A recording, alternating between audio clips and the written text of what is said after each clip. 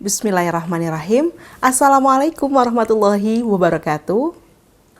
Pemirsa televisi Muhammadiyah dimanapun Anda berada, apa kabarnya Anda semua pemirsa?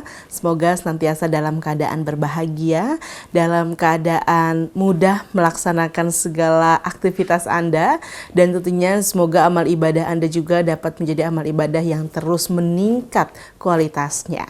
Dan senang sekali pemirsa, pada kesempatan kali ini saya Irmalia Septiana dapat kembali menyapa Anda dalam program Resep Ilahi menggapai sehat walafiat, sehat fisik, sehat psikologik, sehat sosial, dan juga sehat spiritual. Bersama dengan narasumber yang sudah tidak asing lagi, yaitu adalah Dr. Sukiman Rusli, yang mana pada episode sebelumnya sudah banyak kita membahas berbagai macam penyakit, begitu ya, halangan-halangan yang dapat membuat kemudian manusia menjadi sulit untuk beraktivitas.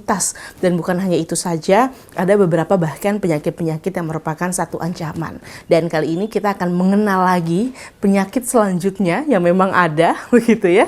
Namun tentu ini adalah sebagai upaya kita untuk menghindari ancaman-ancaman yang lebih serius lagi. Jadi belajar hari ini untuk kebahagiaan di hari nanti. Kali ini tema diskusi kita adalah terkait dengan penyakit paru pengganggu pernafasan. Kalau nafas sudah terganggu, kita mudah ngos-ngosan, kita tidak suka untuk banyak aktivitas karena kita akan ngerasa kurang oksigen. Nah, ini dia yang akan kita bahas bersama dengan Dr. Sukiman Rusli. Assalamualaikum warahmatullahi wabarakatuh, dokter. Waalaikumsalam warahmatullahi wabarakatuh. Kali ini pembahasannya kayaknya ini adalah satu organ vital juga menurutku ya, dimana kalau orang udah gak bernafas ya bisa juga kemudian dikatakan sudah meninggal begitu, sudah mati, sudah selesai waktunya.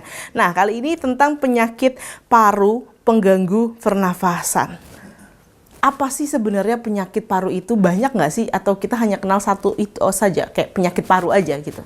Ya, Irma, terima kasih banyak pemirsa TV-mu yang kami hormati. Jadi kita akan membahas penyakit paru pengganggu pernapasan. Penyakit paru itu bahasa kita, bahasa Indonesia. Bahasa kedokterannya pulmo. Pulmo. Itu organ vital, benar Irma, organ vital ya untuk kehidupan umat manusia. Di paru itu terletak dalam rongga dada, ada dua buah. Satu bagian kiri, satu bagian kanan. Makanya sebutnya paru-paru. Ya, makanya paru-paru disebut karena ada dua. Ada dua. Di tengahnya ada jantung. Jadi dua organ vital yang berada dalam rongga dada. Paru ini berfungsi ya untuk mengambil oksigen. Ya, ini alat bahan vital untuk kehidupan, dan membuang karbon dioksida. Nah, ini bersifat racun untuk tubuh manusia. Baik. Nah, itu proses secara otomatis terus menerus selagi manusia hidup. Ya. Nah, kalau itu diserang penyakit, memang ancaman dalam kehidupan. Betul. Sangat banyak penyakitnya. Nah, kita masyarakat awam itu yang tahu itu biasanya gejalanya dulu. Nah, ini kalau ada gejala penyakit, dianggap bahwa ini penyakit paru. Ya. Nah, ya, bukan begitu. Ya. Gejala yang khas itu hanya 3 itu yang dominan. Satu, batuk. Nah, Irma udah tahu batuk. Ya. Batuk itu sebenarnya adalah proses pembersihan, pembuangan. Nah, itu ciptaan Tuhan. Pusat batuk di otak. Jadi kalau ada segala sesuatu di saluran napas dan jaringan paru, tubuh akan berusaha untuk mengeluarkannya. Ya, proses mengeluarkan itu namanya batuk. Nah, itu namanya batuk. Jadi batuk itu sunatullah. Nah, itu penting. Manusia kalau tidak bisa batuk berbahaya. Ya, karena tidak bisa membuang bahan-bahan yang bisa meracun yang berada di saluran napas dan paru-paru. Berarti sesekali kita boleh kayak batuk secara sengaja gitu ya, dokter ya? Ya, dalam Islam batuk itu ya sama dengan bersin nilainya. Kalau bersin kita itu berarti pembersihan rongga hidung. Kita jawab kan, alhamdulillah. Alhamdulillah, betul. Kalau batuk, pembersihan saluran napas bagian bawah. Trakea, bronkus, sampai ke jaringan paru, alveol. Itu batuk. Pembersihan, pembuangan. Harusnya kita jawab juga, alhamdulillah, gitu loh. Nah, setiap batuk itu ada yang dibuang, produknya. Nah, produknya itu namanya sputum. Bahasa kita itu dahak. Dahak, ya. kalau di Jakarta saya sering dengar reak kata orang. Ya. Bentuk kuantitas reak itu juga menunjukkan penyakit. Oh. Ya, jadi ada reak atau dahak itu yang putih, kayak lendir, itu biasanya penyebabnya kebanyakan virus. Tapi kalau kuning, kehijauan, kentang, itu bakterial, bakteri. Nah, ini yang berbahaya, Irma. Dalam dahak itu ada darah. Nah, itu disebut hemoptisis. Nah, kalau itu tuh serius, harus dicari penyebabnya.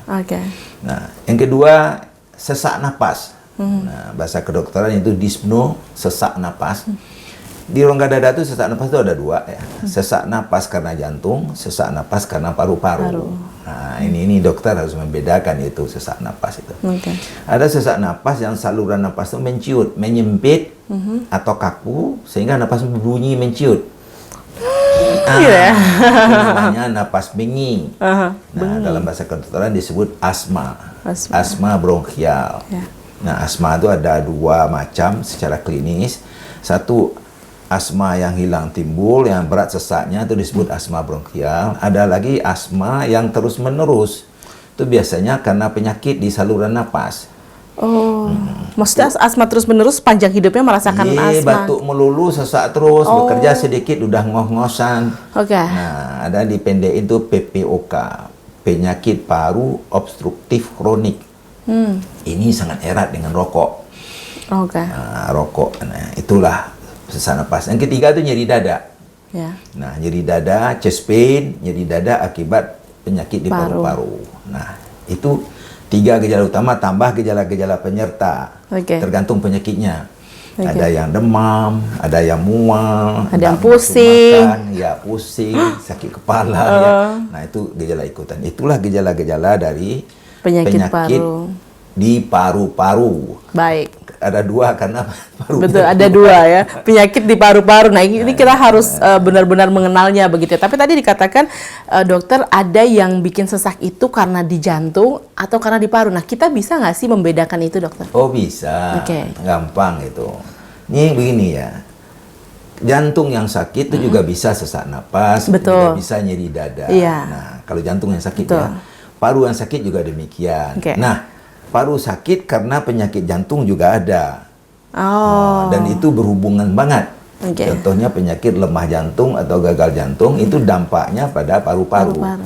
Ini ada penyakit jantung, lemah jantung kongestif namanya. Itu terjadi bendungan, jadi paru-paru itu seolah-olah digenangin air. Akibatnya orang tidak bisa bernapas, oksigen tidak bisa diambil, akhirnya sesak napas, ngos-ngosan kayak gitu. Betul sekali. Baik dokter, kita akan lanjutkan lagi ya bagaimana kemudian cara kita untuk menghindari mungkin menghirup karbon dioksida yang terlalu banyak. Apakah demikian ataukah kita bisa nggak sih memilih satu ruangan atau satu tempat yang lebih banyak oksigennya agar kita bisa merasakan nafas yang lebih lega? Apakah demikian ada? Kita akan temukan jawabannya usai jeda. Tetaplah bersama dengan kami.